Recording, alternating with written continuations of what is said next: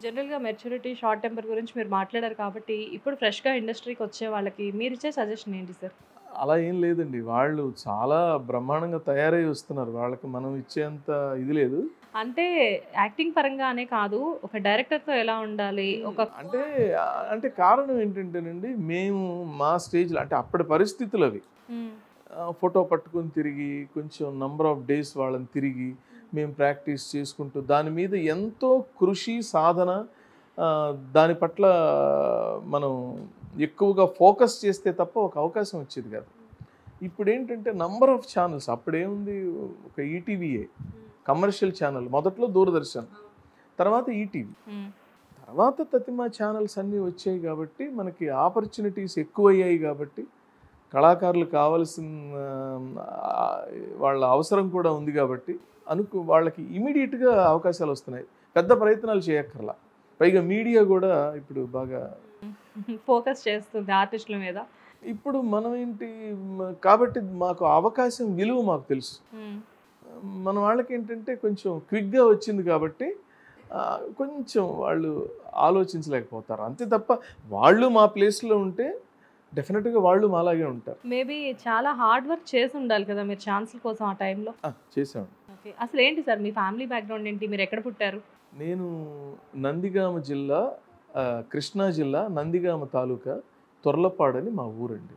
Wow! Krishna district. Krishna district. జనరల్‌గా కృష్ణా డిస్ట్రిక్ట్‌లో పుట్టిన వాళ్ళందరూ కూడా చాలామంది ఆర్టిస్టులయ్యారు, బిజీ ఆర్టిస్టులయ్యారు అని చెప్పేసి చెప్తూ ఉంటారు.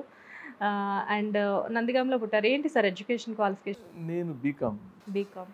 ఫ్యామిలీలో ఎవరైనా అమ్మ, నాన్న ఎవరైనా అంటే ఆర్టిస్ట్? అంటే మా నాన్నగారు బేసికల్గా మ్యూజిషియన్. ఓకే. ఆయన హార్మోనిస్ట్. హ్మ్. ఆయన్ని చూస్తూ అంటే పెద్ద ఆయన నుంచి మేమేమి నేర్చుకోవాలని నేర్చుకుంది కూడా ఏం కాదు. ఓకే. జెనెటికల్గా ఏదో కాస్త పాడటం వచ్చింది. హ్మ్. ఆయన చూస్తుండేవాళ్ళం. నేను కూడాను మా ఊళ్ళో ఎక్కడ ఏ నాటకాలు ఉన్నా కూడాను నేను చిన్న ఈవెన్ 7 ఇయర్స్ అప్పుడే హ్మ్. హరికథలు, బుర్రకథలు, నాటకాలు ఇలాంటివి ఏవైనా ఉంటే రిహార్సల్స్ దగ్గర నుంచి పర్ఫార్మెన్సెస్ వరకు నేను వాటిని ఫాలో అవుతుండేవాడిని. అది నాకు తెలియదు కూడా. ఓకే. దాని తర్వాత నేను జాబ్ చేశాను. సడన్గా మళ్ళీ ఇందులోకి వచ్చాను. మళ్ళీ రివైవ్ అయింది. మధ్యలో జాబ్ చేశారు. మధ్యలో జాబ్ చేశాను. మళ్ళీ అనుకోకుండా ఇందులోకి వచ్చాను. అంటే నటన పట్ల ఉన్న ప్యాషన్ అంత. అది కూడా కాదండి. అది అవసరం కొద్దీ వచ్చాను నేను. ఓకే. అది ఊరికే సరదాగా ఏదైనా ఏదో చేద్దామని. అవసరం అంటే ఆర్థిక పరిస్థితులా? నో, ఆర్థికంగా. హ్మ్. సపోజ్ ఇప్పుడు నేను దూరదర్శన్లో అనౌన్సర్గా వర్క్ చేశాను. ఆహా! ఓకే. అంటే అసలు ఇండస్ట్రీకి రావడానికి కారణం మీరు యాక్టర్ అవుదామనేనా? అంటే ఆన్ స్క్రీన్ అనా? ఆఫ్ స్క్రీన్ అయినా పర్లేదు. నేను యాక్చువల్గా సింగర్ అవుదాం అనుకున్నాను. ఓహ్! ఓకే. ఆ సింగింగ్కి కంటిన్యూగా ఆపర్చునిటీస్ ఉండేవి కావు. హ్మ్. మామూలుగా ఏదన్నా స్టేజ్ షోస్ చేయడం, లేకపోతే దూరదర్శన్లో కొంతమంది మిత్రులు నువ్వు పాడుతున్నావు బాగుంది, నువ్వు బాగుంటావు కదా చూడడానికి, why don't you try for acting అని. అలాగే నాకే యాక్టింగ్ కూడా రాదు. యాక్టింగ్ నేర్చుకోలేదా? I didn't learn. ఇంత గ్రేట్ ఆర్టిస్ట్ మీరు. కస్తూరి అన్నారు, విధి అన్నారు. యాక్చువల్‌గా నాకు కస్తూరిలో మీరు గుర్తులేరు గానీ నాకు తెలుసు ఫస్ట్ నేను మిమ్మల్ని రికగ్నైజ్ చేసింది విధి.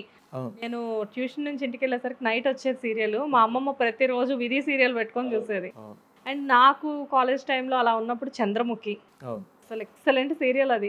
అందులో మిమ్మల్ని రాగానే కూడా నారాయణ గారనే సంబోధించాను నేను.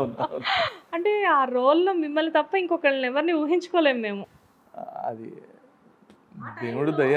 అంటే అలా అలా కొన్ని ఏం లేదండి, కొన్ని సమకూరతాయంట. అంటే కొన్ని సమకూరడం అంటారు. ఇప్పుడు సపోజ్ మీ ఆడవాళ్ళు ప్రతిరోజు చేసే కూర ఒకరోజు కుదిరినట్టు ఇంకో రోజు కుదరదు. అవును సార్. ఒక్కొక్కసారి కుదురుతుంది, దాన్నే సమకూరడం అంటారు. కుదరడం అంటే అది. కొన్ని క్యారెక్టర్స్ మనకి ఏదో పూర్వజన్మ సుకృతం వల్ల, మన అదృష్టం వల్ల, ఆ క్యారెక్టర్ వల్ల మనకి పేరు వచ్చే భాగ్యం దేవుడు రాస్తాడు. అంటే ఇక్కడ ఒక చిన్న విషయం సార్. అప్పట్లో చాలా మంది ఆడవాళ్ళు మీకోసం సీరియల్ చూసేవారు తెలుసా? అవును. అంటే ఎప్పుడైనా మీరు రాలేదంటే ఇవాళ ఏంటి నారాయణ రాలేదు, ఇవాళ ఏంటి నారాయణ రాలేదు అంటే మిమ్మల్ని వాళ్ళు ఎలా ఓన్ చేసుకున్నారంటే పెద్దవాళ్ళనే ఉంది ఇంట్లో హౌస్ వైఫ్స్ ఎవరైనా ప్రతి ఆడియన్ చూసే ప్రతి ఆడియన్ ఆడియన్ లేడీస్ ఏంటి, మా డాడీ కూడా అనేవారు, ఇవాళ నారాయణ క్యారెక్టర్ లేదా, ఇవాళ నారాయణ రాలేదు, ఏదో ఇంటికి ఒక గెస్ట్ రాలేదా అన్నట్టు, ఇవాళ నారాయణ రాలేదా, యశోధర ఉంది, నారాయణ ఏడి.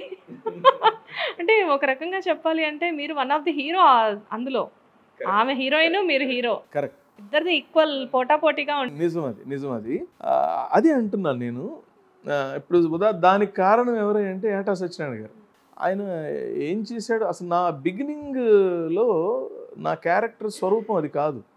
తను ఎందుకలా తనకు అనిపించిందో తెలియదు, మార్చేశాడు ఆయన క్యారెక్టర్ని. అలా టర్న్ చేస్తే అది ఆడియన్స్లోకి త్వరగా వెళ్ళింది. మీరు కూడా అలా పండించారు సార్ ఆ క్యారెక్టర్ని. అదే అంటున్నాను నేను. ఏమంటున్నానంటే కుదరడం అంటున్నాను.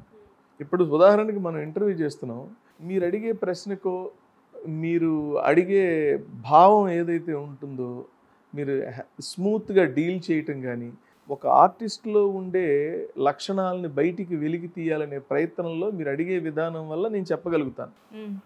అందుకని నేనేమంటున్నానంటే ఒక్కడి వల్ల జరిగింది అంటే అది అబద్ధం అండి. ఓకే, పరస్పరం ఉండాలి. అంటే మన కో ఆర్టిస్టుల కోఆపరేషన్ ఉండాలి. రచయిత, దర్శకుడు, కెమెరామ్యాన్, ఈవెన్ లైట్ మ్యాన్, అందరూ కూడా మనకి ఫస్ట్ ఆడియన్స్ ఎవరంటే లైట్ మెన్. నేను చంద్రముఖి చేసేటప్పుడు లైట్ మెన్ తెగ నవ్వేవాళ్ళు. కెమెరామెన్కి చాలాసార్లు రోజులో కెమెరా షేక్ అయ్యేది, నవ్వుతూ తను ఆపుకోలేకపోయేవాడు. సో ఇవన్నీ ఏంటంటే ఆ క్రెడిట్ ఎవరికి పోతుంది? రాసిన రచయితకి, డైరెక్ట్ చేసిన దర్శకుడికి, ఫైనల్గా కళాకారుడు. What I believe. ఈ హుందాతనం, ఈ డ్రెస్సింగ్ ఇది ఇలా కనబడుతుంది కానీ సార్, మిమ్మల్ని నేను అదే ఇప్పుడు మీతో మాట్లాడుతున్నా కానీ నా మైండ్లో అదే క్యారెక్టర్ కనబడుతుంది. సో నిజం చెప్పాలంటే ఇన్నర్గా నాకు కూడా స్మైల్ అనేది ఆటోమేటిక్గా అలా వస్తూ ఉంది. మీ ముందు నేను బయటపడట్లేదు అంత. ఎనీవేస్, ఇప్పుడు అమ్మాయి గారు సీరియల్కి వస్తే ఒక పూర్ ఫాదర్ క్యారెక్టర్ మీరు చేశారు, హీరో ఫాదర్. యా, రాజు గారు. అండ్ మీకు పేరుగా నీర్జా గారు చేశారు. అండ్ మీ అందరూ కూడా ఆల్రెడీ ఫ్రెండ్స్ ఎప్పటి నుంచో. సో ఎప్పటి నుంచో మీరందరూ కలిసి వర్క్ చేశారు ఈటీవీలో. అవును, ఈటీవీలో నేను విధి, పద్మవ్యూహం 2 నీరజ్ గారితో వర్క్ చేశారు. సో మీకు పాత అనే ఫీలింగ్ ఎప్పుడు ఉండదు. కానీ మళ్ళీ అగైన్ వీళ్ళతోటే వర్క్ చేసిన ఆర్టిస్టులతోనే వర్క్ చేస్తే మీ కంఫర్టబిలిటీ ఎలా ఉంటుంది? బాగుంది, చాలా బాగుంది. ఇక్కడ ఎక్కువ సార్లు వర్క్ చేయటం అని కాదు, మంచి ఆర్టిస్ట్తో వర్క్ చేసినప్పుడు ఎంజాయ్ చేస్తాం. అంటే మన వాళ్ళు ఇప్పుడు లేటెస్ట్గా ఎక్కువగా కెమిస్ట్రీ అని పదం వాడుతుంటారు. కెమిస్ట్రీ అని ఏంటంటే మనం ఏదైనా ఒక క్యారెక్టర్ చేస్తున్నప్పుడు అవతల వాళ్ళకి రిహార్సల్ లేకుండా రిహార్సల్ చేసినట్టు యాక్ట్ చేయటమే కెమిస్ట్రీ.